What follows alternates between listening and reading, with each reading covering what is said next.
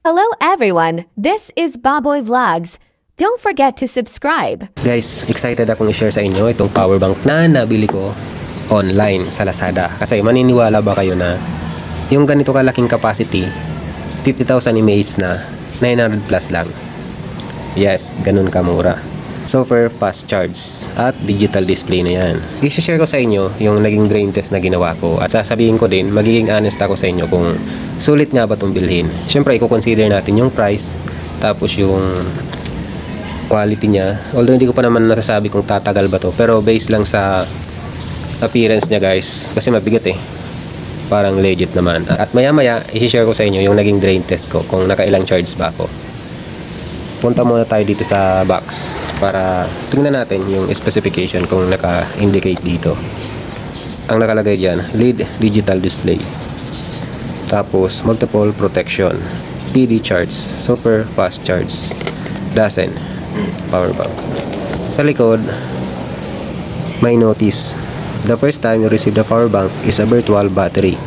Please charge the power bank to 100%, then use the power bank to shut down.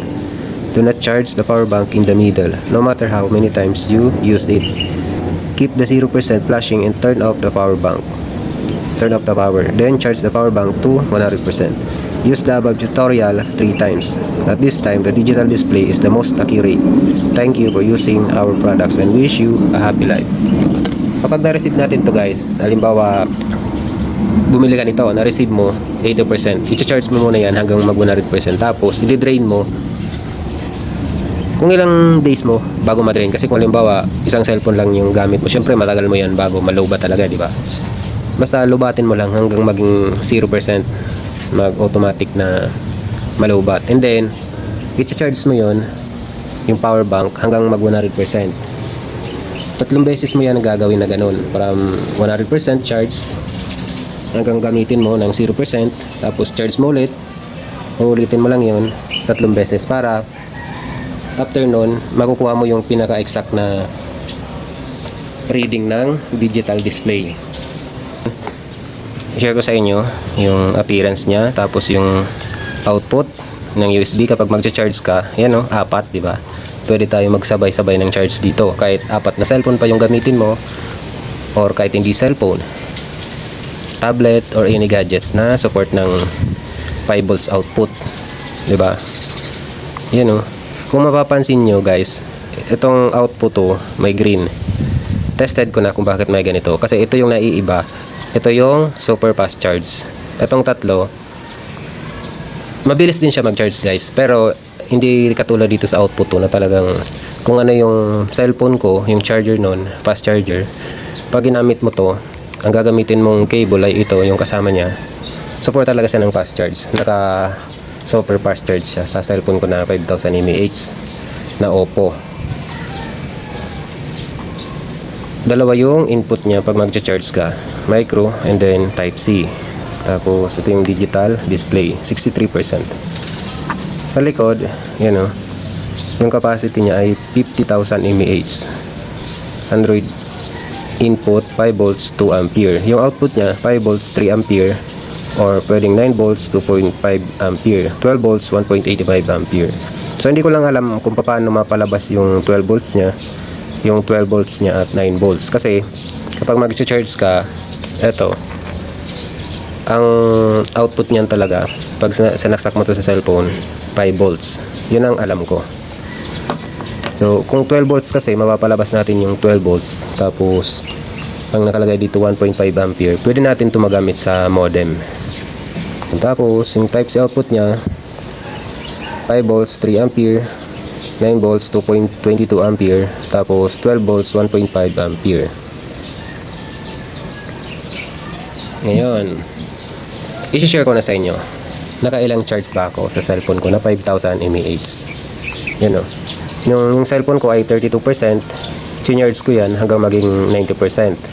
Yun yung unang charge. So 58% yung total niya, di ba?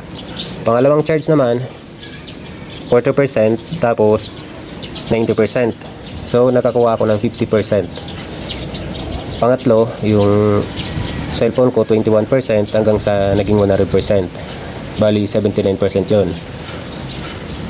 Nung nalobat naman, natirahan ng 34%, sinarge ko naman yung cellphone ko hanggang sa mag 100%. So yung power bank yan, hindi ko na matandaan kung ilang percent pa yung natira.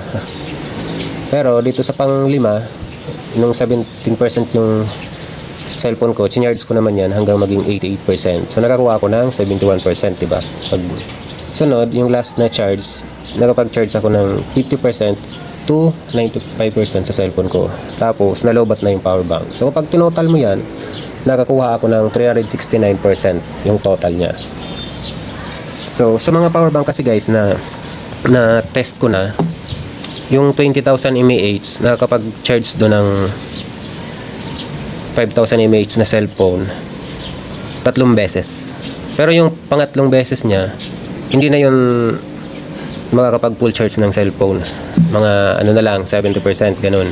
60%. Ganun talaga yung karamihan ng na-test kong power bank. Tingin ko, itong power bank nito ay 30,000 mAh. Kasi dati guys, yung Rapo power bank, 30,000 mAh. Nakapag-charge ako nun sa cellphone ko ng, yung cellphone ko, 0% hanggang 100%, 3 beses. Tapos, yung pang-apat nun, 97% kung di ako nagkakamali. So, ito, kasi digital naman yan, mas mabilis talaga mag-consume ng battery as compare sa LED light lang, di ba? Ngayon, masasabi ko ba na sulit na to sa price niya, guys? Sa price niya, basta hindi lalampas ng 1,000, napakasulit nito guys. Kung makukuha nyo, mabibili nyo ng kahit 1,000 pesos, okay na okay pa. Kasi, tingnan nyo naman, apat yung output niya. Tapos, okay din yung quality niya, guys. Maganda. At mabigat. Kaya para sa akin, sulit na yung price niya na 900 plus nung nabili ko. Kahit nga siguro mga 1-2, pwede pa to. Okay pa para sa akin kasi fast charging naman siya. At satisfied naman ako sa naging performance niya. May option ka na 4 na kung gusto mong mabilis talaga, dito ka sa output 2 kasi support to ng fast charging. Although itong tatlo na to mabilis din mag-charge as compared dito sa isa sa output 2, talagang mabilis ka makakapag-charge kung yung cellphone may support ng fast charging. Para sa akin solid na to sa price niya guys. Kahit 50,000 mAh yung nakalagay dyan, pero sa anong nag-drain test ako, parang hindi naman totally 50,000 mAh. Kahit 50 mAh yung nakalagay dyan guys, pero nung nag-drain test ako, masasabi ko na hindi naman siya talaga 50,000 mAh. Nasa more or less 30,000 mAh to 35,000 mAh. Para sa akin, sulit na yan guys. Kasi yung price niya, kung bibili ka ng power bank na 50,000 mAh, lalo na halimbawa, yung mga branded na power bank, yung mga kilala na promos, hindi ka makakakuha ng 2,000 yan, 2,000 pesos na 50,000 mAh. Diba? Para sa akin, kahit sabihin mong 30,000 mAh lang yung capacity nito talaga, sulit nito sa price niya na 1,000 pesos or up to 1,200. Kasi nakuha ko to 900 plus. Napakasulit. Kung gusto nyo mag-order guys ng power bank, may makikita po kayo dyan sa video.